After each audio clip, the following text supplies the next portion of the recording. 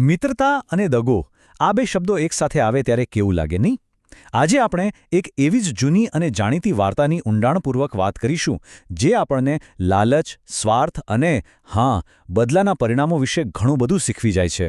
આ એક એવો સવાલ છે જેનો સામનો કદાચ ક્યારેક ને ક્યારેક આપણે સૌએ જીવનમાં કર્યો જ હશે. આખી વાર્તા બસ આ જ એક મુદ્દાની આસપાસ ફરે છે, જ્યાં વિશ્વાસ તૂટે છે અને મિત્રતાની કસોટી થાય છે. તો વાત છે એક ગાઢ જંગલની. ત્યાં બે પાક્કા ભાઈબંધ રહેતા હતા. એક ભોળું, વિશાળ ઊંટ અને એક નાનું પણ ચલાક શિયાળ. એમની જોડી જરા અજીબ હતી, પણ એમની દોસ્તીના દાખલા અપાતા હતા. બંને જાણે એકબીજા વગર અધૂરા. પણ આ બંને પાત્રોના સ્વભાવમાં જમીન આસમાનનો ફરક હતો. એક તરફ ઊંટ જે કોઈના પર પણ સહેલાઈથી ભરોસો કરી લે, હંમેશા મદદ કરવા તૈયાર, તો બીજી બાજુ શિયાળ જેનું મગજ સતત પોતાની ચાલાકી અને સ્વાર્થમાં જ ચાલતું રહે. અને આ જ વિરોધાભાસ આખી વાર્તાનો પાયો બને છે. હવે વાર્તામાં વળાંક ત્યારે આવે છે જ્યારે શિયાળના મનમાં નદીની પેલે પાર આવેલા એક ખેતરમાંથી મીઠી મીઠી શેરડી ખાવાનો વિચાર આવે છે. બસ આ એક નાનકડી લાલચ જ એક મોટા તોફાનની શરૂઆત કરે છે.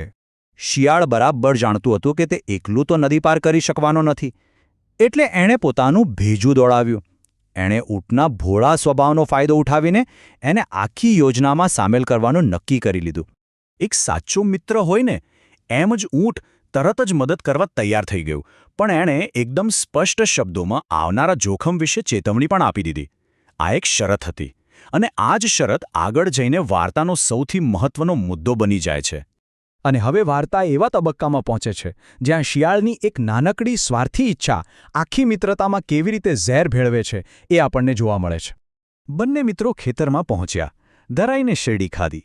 ઊંટને તો એમ કે બધું બરાબર ચાલી રહ્યું છે, પણ શિયાળના મનમાં તો કંઈક અલગ જ ખીચડી પાકી રહી હતી. એનું પેટ ભરાયું અને એનો સંતોષ એના પર હાવી થઈ ગયો.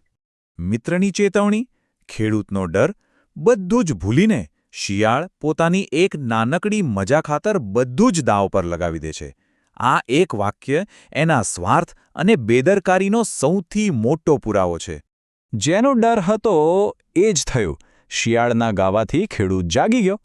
હવે શિયાળ તો નાનું અને ચપળ, એ તો તરત જ ભાગી છૂટ્યું. પણ બિચારું ઊંટ એ પકડાઈ ગયું અને એને ખૂબ માર પડ્યો.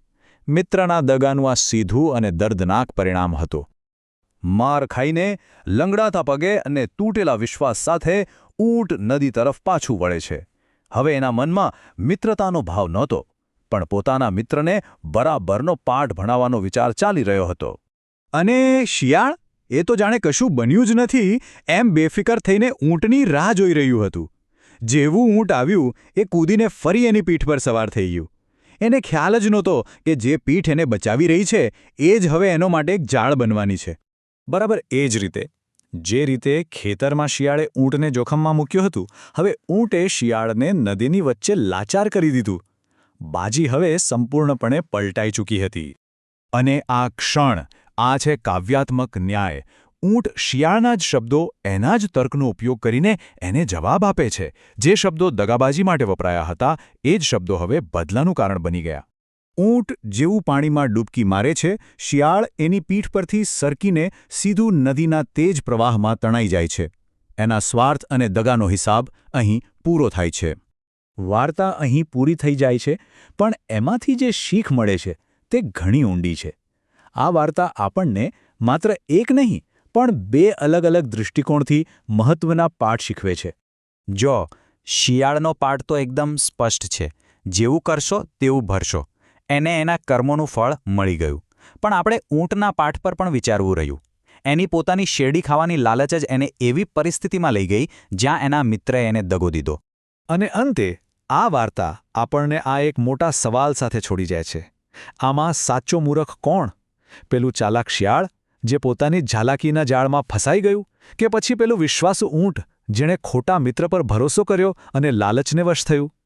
જવાબ કદાચ એટલો સરળ નથી જેટલો લાગે છે.